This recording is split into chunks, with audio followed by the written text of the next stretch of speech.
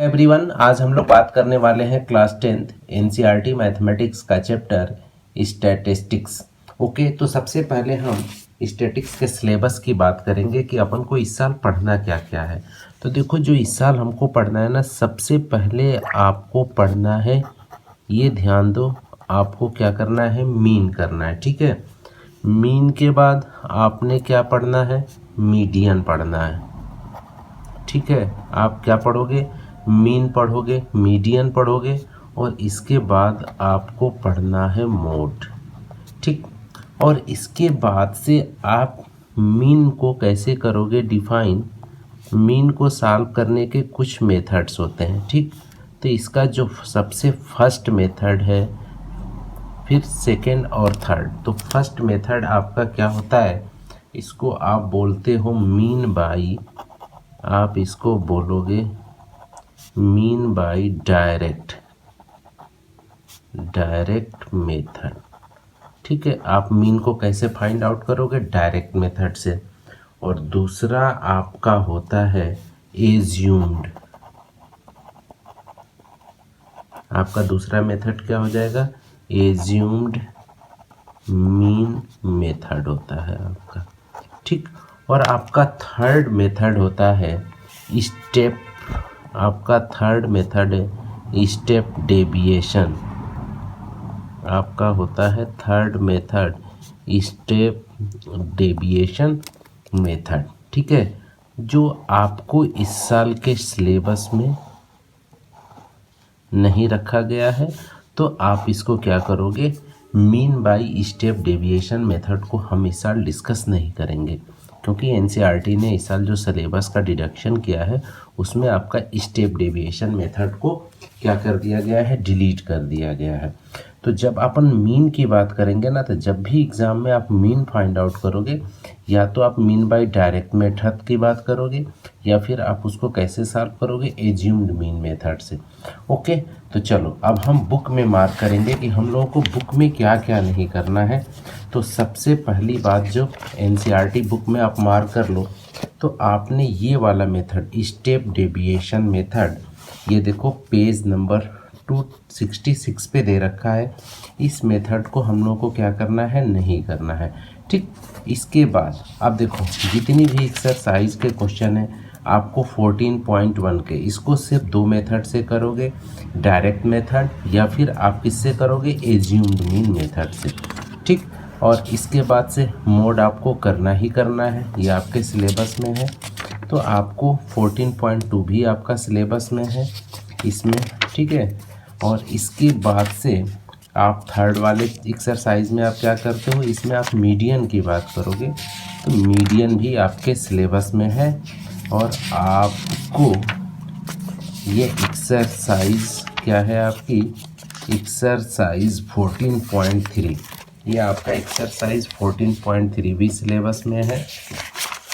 बस आपको ये ध्यान देना है, यहाँ पे आपको एक्सरसाइज 14.4 ये आपको इस साल नहीं करना है, ये आपके सिलेबस में नहीं है। पेज नंबर आपका क्या है, 293। तो आप एक्सरसाइज 14.4 को आप नहीं करोगे, और साथ में आपको एक मेथड नहीं करना था। ठीक है, स्टेप डेविएशन मेथड। तो ये था हमारा इस साल का सिलेबस। अब हम करेंगे क्या, स्टेप बाय स्टेप एक एक चैप्टर को, एक एक एक्सरसाइज को अपन क्या करेंगे, डिस्कस करेंगे। ओके, सबसे पहले अब इस चैप्टर में हम बेसिक कंसेप्ट सीखेंगे, डेटा। ठीक है, आपका जो ये डेटा होता है, होता क्या है डाटा। ठीक है, तो हमारा जो डाटा होता है ना, ये स्टूडेंट्स टू टाइप्स का होता है। पहला जो होता है आपका अनग्रुप्ड। ठीक है, कौन सा डेटा आपका, ये होता है अनग्रुप्ड डाटा। ठीक है, और जो आपका सेकंड होता है, ये आपका होता है ग्रुप।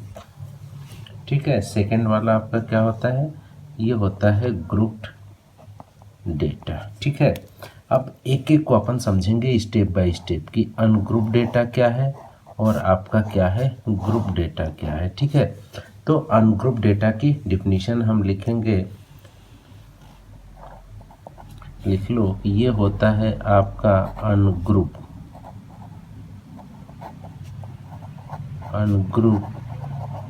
डेटा, ठीक है, इज डिफाइंड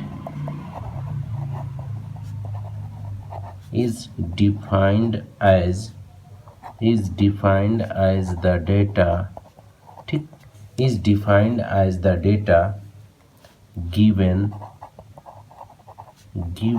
as आपका क्या हो जाए इंडिविजुअल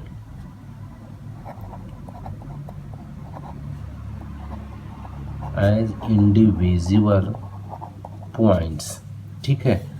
दैट इज, जैसे आप एग्जांपल ले सकते हो, दैट इज एग्जांपल क्या ले लें हम, जैसे मान लो ये दिया 15, 17, 18, 20 एंड सो ऑन, ठीक। तो इस टाइप का जो आपका डेटा होता है ना, आप इसको क्या बोलोगे अनग्रुप डेटा है, ठीक है। ये आपका कौन सा डेटा हो जाएगा अनग्रुप डेटा। अब देखो नेक्स्ट हम किसकी बात करेंगे, आपकी ग्रुप डेटा की। ग्रुप डेटा क्या होता है, ठीक है, ठीक, इसको भी राइट डाउन कर लो। आप इसको क्या बोलोगे ग्रुप डेटा,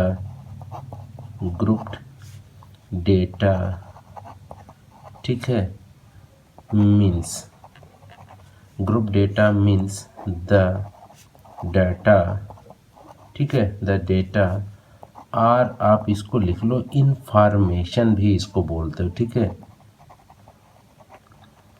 क्या बोल दिया आप इसको इंफॉर्मेशन, ठीक, और इंफॉर्मेशन आपका क्या हो गिवन इन द फॉर्म, ठीक है, given in the form of class, ठीक है, given in the form of class interval, ठीक है, given in the form of class interval, ठीक है।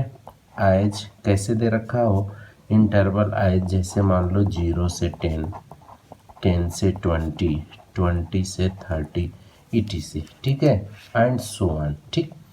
जब भी कोई डेटा आप किसके क्लास इंटरवल के फॉर्म में दिया हो, ठीक है, टेबुलर फॉर्म में दिया हो, तो इसको आप क्या बोलोगे ग्रुप डेटा, ठीक। ये आपको क्लियर होना चाहिए कि आपका डेटा जो होता है कितने टाइप का होता है। तो पहला आपका क्या होगा अनग्रुप डेटा, फिर आपको क्या करना है ग्रुप डेटा, ठीक। जो आपके सिलेबस में जो हमको पढ़ना है, क्या पढ़ना है मीन पढ़ना है, फिर अपन को क्या पढ़ना है मीडियन पढ़ना है, ठीक, और आपको क्या पढ़ना है आपको मोड पढ़ना है, ठीक। तो आप मीन की बात कर लो, मीडियन की बात कर लो, या फिर मॉड की बात कर लो, आप किस डेटा का पढ़ोगे, आपके सिलेबस में जो है आपको मीन मॉड और मीडियन किसका करोगे, आप यहाँ पे ग्रुप डेटा का करते हो, ठीक है। क्लास 10th में जो भी आप करोगे यहाँ पे मीन मॉड मीडियन जो भी पढ़ोगे किसका करना है आपने ग्रुप डेटा का करना है, ठीक है। चलो ओके, अब हम डिस्कस करेंगे आप अर्थमेटिक मीन बोल लो, या फिर उसको आप मीन भी बोलते हो, या फिर आप उसको क्या बोलते हो एवरेज भी बोल सकते हो, ठीक है। तो चलो, तो पहले हम अनग्रुप डेटा के लिए फार्मूला देखेंगे कि आप उसका मीन कैसे फाइंड आउट करते हो। तो यहाँ पे राइट डाउन कर लो the mean of an observation, the mean of n observations x1, x2, x3 और अप टू आपने क्या ले लिया xn, ठीक है, up to xn is defined as, ठीक। मीन ऑफ क्या बता रहे हो यहाँ पे mean of an observation x1, x2, x3 up to xn is defined as, यहाँ पे आप मीन को कैसे डिफाइन करते थे, ये क्लास 9th की बात है। तो ये आपका हो जाता है मीन, और इसको आप ऐसे डिनोट करते हो x बार से, इक्वल टू ये आपका होता है x1 plus x2 plus x3 plus dot dot dot और आपका ये हो जाएगा xn, और अपान क्या होता है, n होता है। ये नंबर ऑफ ऑब्जर्वेशन, और यहाँ पे आपका दे रखा है कि नंबर ऑफ ऑब्जर्वेशन क्या है, n है, तो ये आपका क्या हो जाएगा, अपान n हो जाएगा। ठीक है, और इसको आप सिग्मा नोटेशन के भी फॉर्म में लिखते हो। सिग्मा, इसको आप क्या पढ़ते हो, ये आपका होता है सिग्मा, और ये हो जाता है i इक्वल टू, ये कहाँ से कहाँ तक जा रहा है, 1 to n। इसको आप ऐसे भी लिखते हो sigma i equal to 1 to n, और ये xi, और होल अपान आपका क्या हो जाता है, n हो जाता है। ठीक है, इसे आप क्या पढ़ते हो, इसे आप पढ़ोगे सिग्मा। ठीक है, ये क्या होता है, सिग्मा। ठीक है, और इसकी मीनिंग क्या होती है, ये होता है आपका समेशन। ठीक है, ये आपकी मीनिंग क्या, ये क्या रिप्रेजेंट करता है, सिग्मा आपका समेशन को रिप्रेजेंट करता है। ठीक है, और ध्यान देना, और ये आपका क्या होता है, सिग्मा एक आपका जो होता है ग्रीक लेटर होता है, राइट डाउन कर लो, ये आपका होता है ग्रीक लेटर।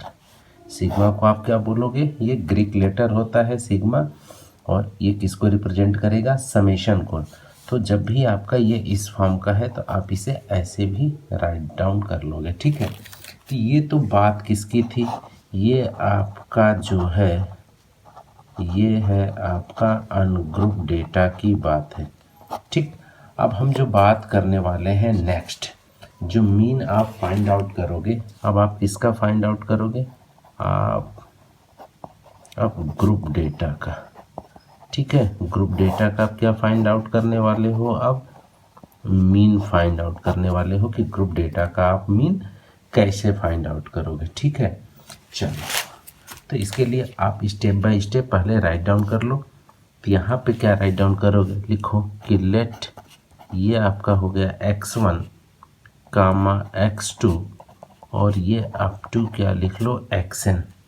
ठीक, b आपका हो गया n ऑब्जर्वेशन, ये हो गया b n observation with respect,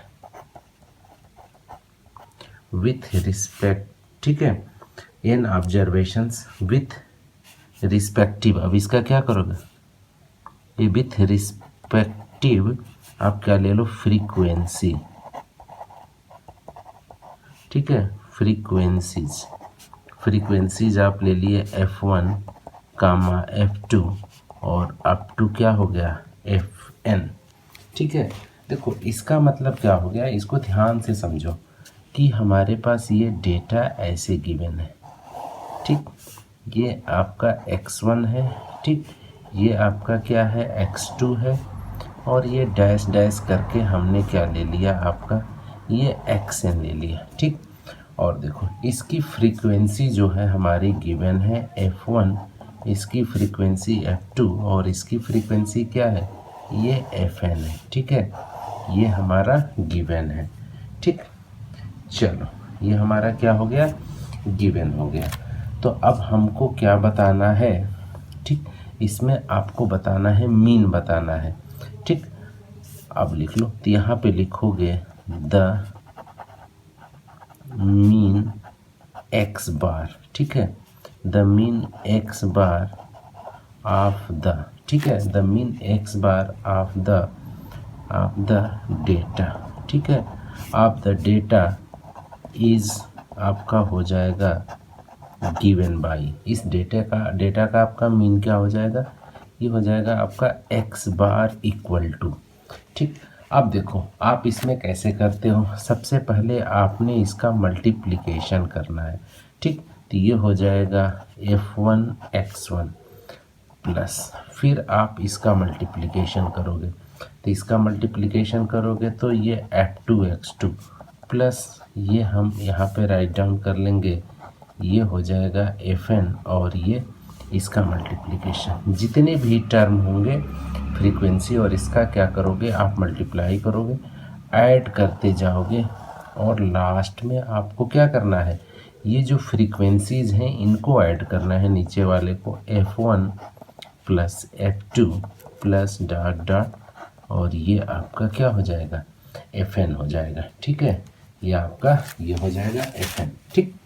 और जब आप इसको सिग्मा नोटेशन के फॉर्म में लिखोगे, अभी हमने ऊपर सीख रखा है, तो ये हो जाएगा सिग्मा, आप इसे लिख सकते हो I = 1 to n, और ये हो जाएगा Fi और अपान सिग्मा, ठीक। ये लिख लो आप I = 1 to n, और ये हो जाएगा आपका Fi, ठीक है। आप इसको ऐसे भी राइट डाउन कर सकते हो, ठीक है। जनरली जो हमारा ट्रेंड में होता है, इसे हम क्या लिखते हैं, आप समेशन बस ऐसे लिख लेना, और ये हो जाएगा Fi अपान समेशन Fi। आप इसे भी राइट डाउन कर सकते हो, ठीक है। चलो, और इसी को आप कौन सा मेथड बोलते हो, यही आपका होता है डायरेक्ट मेथड, ठीक। इसी मेथड को आप क्या बोलोगे, डायरेक्ट मेथड, ठीक है। अभी हम लोगों ने सिलेबस में देख रखा था ना कि हम लोगों को क्या क्या पढ़ना था, तो क्या क्या पढ़ना था, डायरेक्ट मेथड करना था ना, ठीक। मीन बाय डायरेक्ट मेथड, तो इसी मेथड को आप क्या बोलोगे, डायरेक्ट मेथड बोलोगे, ठीक है। इसी से रिलेटेड अब हम एक एग्जाम्पल को डिस्कस करने वाले हैं, okay. Exercise 14.1 question number first. चलो देखते हैं बेटा इसमें बोल क्या रहा है। इसमें कह रहा है कि a survey was conducted by a group of student, ठीक है, as a part of their environment awareness, ठीक, program, in which they collected the following data, ठीक है। ये क्या कर रहे हैं, स्टूडेंट क्या कर रहे हैं, ये डेटा कलेक्ट कर रहे हैं, ठीक है, regarding the number of plants, ठीक है, regarding the number of plants in 20 houses in a locality, find the mean number of plant per house, ठीक है। फाइंड दो क्या बताना है, फाइंड द मीन बताना है यहाँ पे आपको, नंबर ऑफ प्लांट्स पर हाउस, ठीक है। चलो तो अब यहाँ पे क्या करो कि which method did you use for finding mean and Y, क्या कह रहा है। तो अभी देखो जो भी मेथड हम बात करेंगे, अभी हम लोगों ने क्या सीख रखा है, डायरेक्ट मेथड, तो अभी हम बात किसकी करेंगे, डायरेक्ट मेथड की ही बात करेंगे, ओके। चलो अब इसको स्टार्ट करते हैं। तो इसको करने के लिए सबसे पहले आपने क्या करना है, टेबल बनाना है, ठीक। अब हम स्टेप बाय स्टेप टेबल बनाएंगे, ठीक। चलो तो सबसे पहले टेबल को बनाने के लिए ये रहा फर्स्ट। तो आपने यहाँ पे क्या करना है, पहले में जो क्या दे रखा था, नंबर ऑफ प्लांट्स, तो ये आप यहाँ पे लिख लो, नंबर ऑफ आपका क्या हो जाएगा, ये हो जाएगा प्लांट्स, ठीक। सेकंड में आपको राइट डाउन करना है नंबर ऑफ प्लांट्स के बाद आपका है नंबर ऑफ हाउसेज, ठीक, राइट डाउन कर लो, ये हो जाएगा नंबर ऑफ आपका क्या है, हाउस, ठीक, नंबर ऑफ हाउस। और नेक्स्ट में आप क्या करोगे, ये आप इसको लिखोगे क्लास मार्क, ठीक है, राइट डाउन कर लो, ये हो जाता है आपका क्लास मार्क, ठीक। और नेक्स्ट टेबल जो बनेगी आपकी बनेगी ये Fi की, ठीक है। नेक्स्ट टेबल आप किसकी बनाओगे, Fi की, ठीक। अब देखो ये नंबर ऑफ प्लांट, और ये आपका हो जाता है, ये F1 हो जाएगा, और ये जो आपका हो जाएगा यही क्या हो जाएगा, ये आप इसको Fi लिख लो, और ये आपका क्या हो जाएगा, Xi होगा, ठीक। अब देखो एक एक डेटा को आपने लिखते चले जाना है।